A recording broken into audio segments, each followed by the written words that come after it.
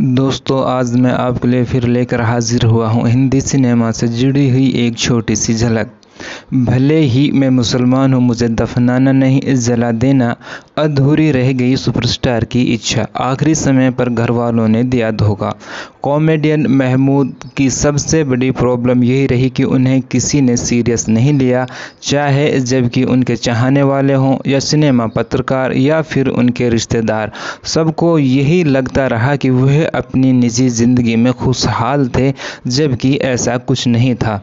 महमूद अली बॉलीवुड के सुपरस्टार कहे जाते हैं। वे ऐसे मुस्लिम एक्टर थे जो कहते थे, मेरे मरने के बाद मुझे दफनाया नहीं जलाया जाए, लेकिन उनको आखिरी वक्त पर अपना फैसला बदलना पड़ा। महमूद का नाम लेते ही हंसी आती है, लेकिन उन्होंने अपनी ज़िंदगी में कदम कदम पर सबसे ज़्यादा दुख और गरीबी देखी। 29 सितंबर 1932 को जन्मे महमूद ने करीब 300 से ज़्यादा फिल्मों में काम किया। 23 जुलाई 2004 को उन्होंने इस दुनिया को अलविदा कह दिया था। कहा जाता है कि एक वक्त ऐसा था जब महमूद के नाम का बॉलीवुड में डंका बजा करता था।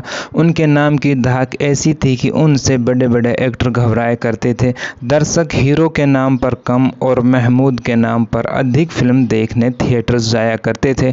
क्वारा बाप, पड़ोसन, गुमनाम, बॉम्बे टू गोवा जैसी कई हिट फिल्मों में आज भी उनके अभिनय की दाद दी जाती है। लेकिन ऐसे किसी कॉमेडियन सुपरस्टार को कोई दुख नहीं होगा, यह मानना सबसे बड़ी ट्रेजेडी है, क्योंकि महमूद का बचपन बेहद गरीबी में गुजरा था। वह एक्टर बनने के बाद भी ट्रेनों में अंडे और टॉफियां बेचा करते थे।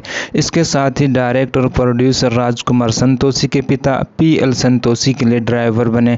हालांकि लोगों को हंसाने का टैलेंट उनमें कूट कूट कर भरा हुआ था। उन्होंने बॉलीवुड में अपनी मेहनत के बदौलत ही तगड़ी फैन फॉलोइंग बनाई थी।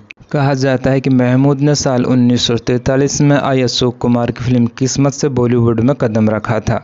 फिल्म में उन्हें काफ़ी पसंद किया गया, जबकि महमूद का बेहद मामूली रोल था। ये फिल्म उस साल की सुपरहिट फिल्म थी।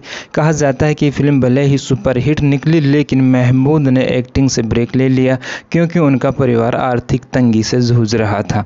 बाद में उन्होंने एक बार फिर से राजकुमार संतोषी के कहने पर बॉलीवुड फिल्मों में काम करना शुरू किया। इस बार उन्हें अपार सफलता मिली और देखते ही देखते वो 50-60 के दशक के सबसे ज़्यादा फीस लेने वाले एक्टर्स की लिस्ट में आ गए। बता दें कि महमूद मुस्लिम धर्म मानने वाले थे। उनका जन्म भी मुस्लिम परिवार में ही हुआ था, लेकिन वह हमेशा चाहते थे कि उन्हें मुस्लिम रिवाज की तरह मरने के बाद उन्हें दफनाया नहीं जाए, बल्कि उन्हें जलाया जाए। इस बात का जिक्र हनीफ जावेरी ने अपनी किताब Mahmood a man of many moods में किया है।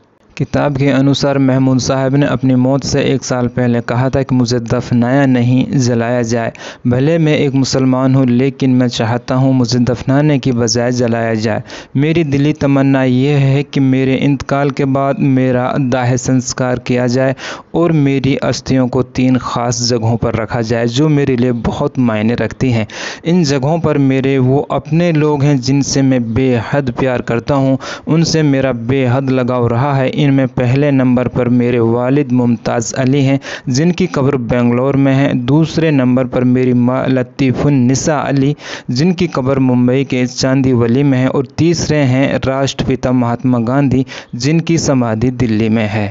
हालांकि उनकी ख्वाहिश पूरी नहीं हो सकी। कहा जाता है कि जब यह खबर सामने आई तो हर तरफ तनाव बढ़ गया था। वहीं इस खबर को नहीं छापने के लिए उनके घर वालों ने मीडिया के सामने ख़ास अपील की।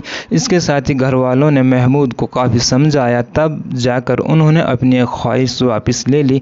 अंत में साल 2004 में 23 जुलाई को महमूद इस दुनिया को अलविदा कह गए और उनके शरीर को उनके घर वालों ने उनके पिता, उनके वालिद साहब के पास बेंगलोर में दफनाया था। तो दोस्तों, ये थी हिंदी बॉलीवुड से जुड़ी हुई महमूद महान एक्टर की एक छोटी सी झलक। आप दोस्तों को कैसे लगी कमेंट्स में ज़रूर बताना। अगर आप दोस्तों को भी इसी तरह के वीडियोस पसंद हैं तो प्लीज़ मेरे चैनल को सब्सक्राइब कर लें और बेल का आइकन भी प्रेस कर लें, ताकि हमारी तरफ से आने वाले इसी तरह के वीडियोज़ के नोटिफिकेशन आपको मिलते रहें।